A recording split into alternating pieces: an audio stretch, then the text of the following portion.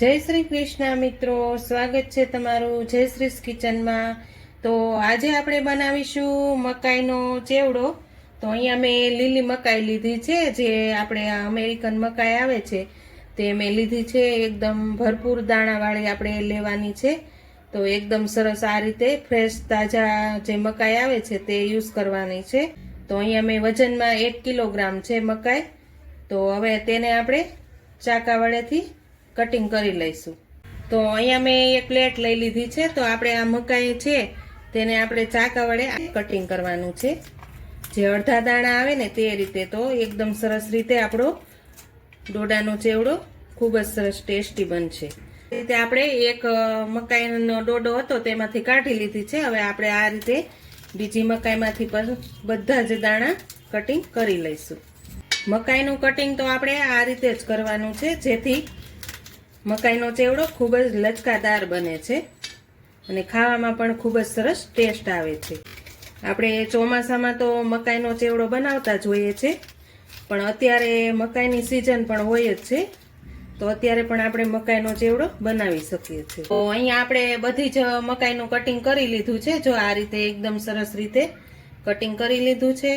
તો હવે આપણે મકાઈનો ચેવડો બનાવવા માટે વઘાર કરી લઈશું। અહીંયા મેં વઘાર કરવા એક પેન મૂકી દીધું છે। હવે તેમાં આપણે એક મોટી ચમચી જેટલું તેલ એડ કરશું। આપણે આમાં તેલ મીડિયમ જ નાખવાનું છે। તો આ રીતે મેં અહીંયા એક મોટી ચમચી જેટલું તેલ એડ કરી દીધું છે। હવે ગરમ થાય એટલે આપણે તેમાં રાઈ જીરું એડ કરશું। તો અહીંયા આપણું તેલ એકદમ સરસ ગરમ થઈ ગયું છે। હવે તેમાં આપણે રાઈ જીરું એડ કરી દઈશું। તો આ રીતે રાઈ જીરું એકદમ સરસ સતરી જાય પછી તેમાં આપણે 8 થી 10 લીમડાના પાન એડ કરશું। હવે મેં અહીંયા મરચું અને લસણ બંને લીધું છે, તે આપણે વઘાર કરી લઈશું। હવે તેમાં આપણે 1 ચમચી જેટલી હિંગ એડ કરશું। હવે સારી રીતે મિક્સ કરી લઈશું। આ રીતે આપણે તેલમાં સારી રીતે સાતળી લેવાનું। થોડુંક સતળાઈ જાય પછી તેમાં આપણે અહીંયા મેં બે મીડિયમ સાઈઝના ડુંગળી કટિંગ કરીને લીધી છે, તે પણ આપણે એડ કરી દઈશું। તો આ રીતે આપણે ડુંગળીને સારી રીતે સાતળવા દઈશું। તો આપણે અહીંયા ડુંગળી થોડીક સતળાઈ ગઈ છે। હવે તેમાં મેં અહીંયા મીડિયમ સાઈઝનું ટમેટું કટિંગ કરીને લીધું છે, તે પણ આપણે એડ કરી દઈશું। તો તેને આપણે સારી રીતે મિક્સ કરી લઈશું। હવે આપણે તેમાં બધા જ મસાલા એડ કરી દઈશું। અડધી ચમચી જેટલો હળદર પાવડર, 1 ચમચી જેટલો ધાણા જીરું પાવડર અને સ્વાદ પ્રમાણે આપણે નિમક એડ કરશું। હવે આ મસાલાને આપણે બધા જ સારી રીતે મિક્સ કરી લઈશું। હવે આપણે તેને સારી રીતે ટમેટાને ચડવા દઈશું। અહીંયા આપણા ટમેટા અને કાંદા જે બે ચડવા મૂક્યા હતા તે ખૂબ જ સરસ રીતે ચડી ગયા છે। હવે તેમાં આપણે મકાઈના દાણા જે કટિંગ કરીને લીધા છે તે આપણે બધા જ એડ કરી દઈશું। તમે પણ ઘરે જરૂરથી આ રીતે બનાવજો, એકદમ સરસ લચકાદાર બનીને તૈયાર થાય છે અને ખાવામાં પણ ખૂબ જ સરસ ટેસ્ટ આવે છે। હવે આપણે બધું જ મિક્સ કરી લઈશું સારી રીતે। આપણે અહીંયા મિક્સ બધું કરી લીધું છે। હવે અડધી ચમચી જેટલો ગરમ મસાલો એડ કરશું, તે પણ મિક્સ કરી લઈશું।